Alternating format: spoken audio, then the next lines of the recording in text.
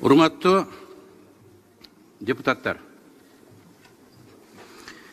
2005 жылы президент Аскар Акаевдин арызын алып келиш үчүн мен парламенттик делегацияны баштап Москвага баргам. Жаш депутат Садыр Жапаров да ошол делегациянын мүчөсү эле. Москвадагы кыргыз элчилигинин имаратында Аскар Акаев менен жолуктук. Ошондо Аскар Акаевдин кол алдында көптөгөн жылдар иштеп жүргөн адамдар Акаевдин алдына кагаз таштап, арызыңды дароо жаз деп талап кылышты. Аскар Акаев башын көтөрүп бизди карап, мага мындай мамиле кылгыдай, мен колхоздун кампачысы эмесмин. Мен суверендүү мамлекеттин президентимин. Мени сыйлабасаңар да элди сыйлагыла. Мени сыйлабасаңар да мамлекетти, президенттик институтты сыйлагыла деп бизди сөзгө жыккан. Ошондо мен бир окуя эсиме түшүп кетти. 1945 жылы 2 сентябрда Миссури деген Линкольндун бортунда генерал МакАртур Япониянын капитуляциясын кабыл алган. Ошондо душман болгонуна, жеңилгендигине карабай, япон генералдарына сый урмат менен мамиле кылып, алар аскер формасын кылычын тагынып чыкып келип багынгандыгын жарыялаган. Утулган душманга да татыктуу жигитче март мамиле кылуу керек. Мен Аскар Акаевге убакыт бердим. Элчиликтин алдында чоң залында журналисттер келип, Кыргызстандын гербинин желегинин астында туруп, трибунадан президенттик кызматын өз ыктыяры менен кеткендиги жөнүндө арызын жазып мага тапшырды. Мен аны парламентке алып келип, ал отставкасын кабыл алганбыз. Президент Жээнбеков кечээ эле арыз жазгандыгына карабастан, бүгүн жогорку кеңештин сессиясын чакырып, ушул жерде өз каалоосу менен кадыр баркын сактап, кызматтан кетүүгө мүмкүнчүлүк түзүп бергениңиздер, урматтуу Садыр Нуркожоевич, Канат Кедейканович, бул сиздердин даанышмандыгыңыздар, айкөлдүгүңүздөр. Бул сиздерде улуу сапаттардын бар экендигинин далили. Мен кыргызстандыктарга кайрылгым келет. Кызматтан кеткен президентти Сооронбай Жээнбековди кордогонго жол бербейли. Ал өз иш үчүн тарых алдында, мыйзам алдында жооп берер. Мыйзамга ылайык президент өз ыктыяры менен кызматтан кеткендиги тууралуу жазган арызы жогорку кеңеште жарыялангандан кийин жогорку кеңеш аны эске алгандыгы жөнүндө токтом кабыл алат. Ошондон баштап анын ыйгарым укугу жогорку төрагасына өтөт. Эгерде төрага тигил же бул себептен улам милдетин аткара албаса, анын расмий билдирүүсүнөн кийин ал ыйгарым укук республиканын премьер-министрине өтөт. Урматтуу депутаттар, урматтуу Садыр Нуркожоевич, мындай президент, мындай өчүр Кыргызстандын тарыхында болгон эмес. Bir adamın kolunda ebegeysiz biйлик, президенттик, өкмөттүк, керек болсо парламенттик бийлик дагы өтүп турат. Анткени парламенттин бир буту тарыхта турат. Бүгүн сизде формалдуу бийлик эле эмес, элдин ишеними, чоң үмүтү сизде. Бул эбегейсиз бийлик. Бирок мен сиздин абалыңызга суктанбайм, тескерисинче аяйм. Анткени эл чоң максаттарды коюп, аларды тез жана толук аткарылышын күтүп жатат. Ал эл керемет күтүп жатат. Аны аткарыш да ошончо кыйын.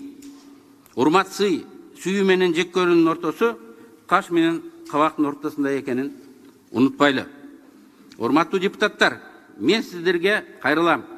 Келгиле, Садыр Нуркожоевичтин Кыргызстандын өкмөтүнүн бардык демилгелерин жок дебей, жаңы парламент келгенче колдоп туралы. Садыр Нуркожоевичтин пландаштырган ойлорун, реформаларын ишке ашырышына идеалдуу шарт түзүп берели. Дүйнөлүк практикада биринчи 100 күн деген түшүнүк бар. Эгер мамлекет жетекчисинин өкмөттүн даяр программасы, иш планы болсо, 100 күндө көп ишти бүтүрбөсө да баштап койсо болот. Эгерде 100 күндө болбосо, кийин да болбойт деген практика менен бекемделген чындык бар. Сизге тарых, тагдыр мына ушундай сыноону мүмкүнчүлүктү берип турат. Ийгилик каалайбыз. Колдон келген жардамды беребиз. Улуу Наполеон, о Кудай, мени досторумдан сакта, душмандарым менен өзүм эсептешип алам деген экен. Бүгүн тарыхый учурда Камчыбек Ташиев жөнүндө бир ооз сөз айтпасам болбойт. Камчыбек Кыдыршаев досун түрмөдөн гана бошотпостон, аны саясий Олимптин чокусун алып чыкканга чоң салым кошту. Ал достуктун үлгүсүн баарыбызга көргөздү. Бүгүн да ÖKÖ эгиз коздай ээрчип бардык жерде чогуу жүрүшөт. Аны көргөн эл Камчыек Ташиев кандай кызматта, ал кандай статуста деген суроо салышууда. Илгери госсекретарь деген кызмат бар эле. Мен бүгүн Ташиевдин кызматын дос секретарь деп айтар элем. Госсекретарга эскертүү берсе, сөгүш берсең, жумуштан бошотуп алмаштырсаң болот эле. Дос секретарды алмаштыра албайсың. Андан кутула албайсың. Ушул кезге чейин Акаев, Бакиев, Атамбаев, Жээнбековдердин трагедиясынын негизги себеби эбегейсиз бийликти өз колдоруна жыйнап, анын үзүрүн эл эмес, жакын достору, туугандар көргөндүгүндө болгон. Аларды анга, жарга ошол жакындары достору түрткөн. Бул бүгүнкү бийликке, урматтуу Садыр Нуркожоев, сизге, сиздин айланадагы ишенген командаңызга чоң сабак болуш керек. Ошондуктан урматтуу Камчыбек Кыдырбаевич, сиздин жоопкерчилигиңиз Садыр Жапаровдун тарых алдында кем эмес, балким андан да жогору. Бүгүнкү өлкөдөгү саясий кризистин негизги себептеринин бири адилетсиз шайлоолор. Жаңы шайлоо өткөрөрдүн алдында шайлоо системасындагы кемчилдиктерди оңдошубуз керек. Биринчи кезекте шайлоо кодексине шайлоо босогосун 7-ден 3%ке түшүрүп, шайлоо күрөөсүн азайтыш керек. Бул жаңы жаш, карапайым саясий күчтөрдүн парламентке келишине жол ачат. Алар көчөдө ушуну талап кылып турушат. Бул бүгүнкү күндүн талабы. Бүгүнкү күн жаңыланууга чакырып турат. Бүгүн өлкөдө президент да, азыр кетти, парламент да, туруктуу өкмөт да жок. Биз убактылуу өкмөт менен жашап жатабыз. Кезексиз парламенттик шайлоону 3 айдын ичинде, кайра президенттик шайлоону 3 айдын ичинде, кайра парламенттик шайлоолорду 60 күндүн ичинде өткөрүү зарыл. Мен эки шайлоону бириктирип, 1 күндө өткөрүүнү сунуш кылам. Буга мыйзам жол берет. Биз акча каражаттарын гана экономдоп калбастан, өлкөдө мыйзамдуу бийликтерди тез калыптанышына, саясий стабилдүүлүктүн тез орношуна жетишет элек. Бүгүнкү убактылуу өкмөттүн негизги милдеттеринин бири таза адилеттүү шайлоолорду өткөрүү. Мамлекет башчысынын милдетин аткарган премьер-министр президенттик шайлоого катыша албайт. Бул адилеттүү чектөө. Анткени эч ким өз статусунан ачыкча пайдаланбасын деген чек, кооптонуп, Конституцияда так ушинтип белгиленген. Эгер премьер-министрдин жан досу, жакын партиялашы президенттик шайлоого катышса, шайлоонун адилеттүү болгондугуна илишинеби? Эгер премьер-министр болбосо да шайлоого катышып жаткан анын жакындары өз статустарын ашыра пайдаланбады дегенге бүгүн илишинеби?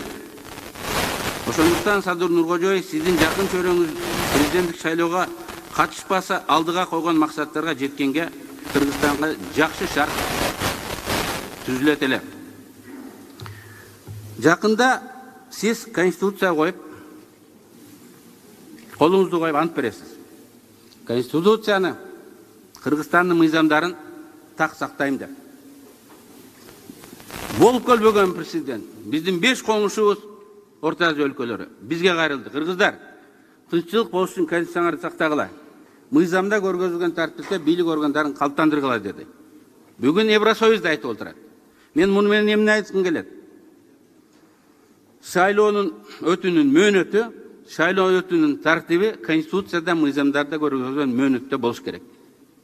Эгер башкача өзгөрүүлөр болсо, бул стабилдүүлүктүн орношуна шарт түзбөйт. Урматтуу Садыр Нуркожоевич, сиз биздин өлкө гана эмес, бүтүндөй дүйнө чайпалып турган маалда мамлекет башына келип, тоодой жоопкерчиликти жана тарыхый миссияны өзүңүзгө алып жатасыз. Ушул тапта эл аралык коомчулук, жакын Кыргызстан бул кризистен кантип чыгат деп карап турат. Буга чейинки тарыхыбыз көрсөткөндөй, биз бул иретте мындай сыноодон ийгиликтүү өтөбүз. Элдин ынтымагы өлкөбүздүн бүтүндүгү болсун. Урматтуу депутаттар, жаңы убактылуу өкмөт Кыргызстандын тарыхында өз ишин баштап отурат. Келгиле, чын жүрөктөн аларга бата берип, ишибиз ийгиликтүү болсун деп тилейли. Рахмат.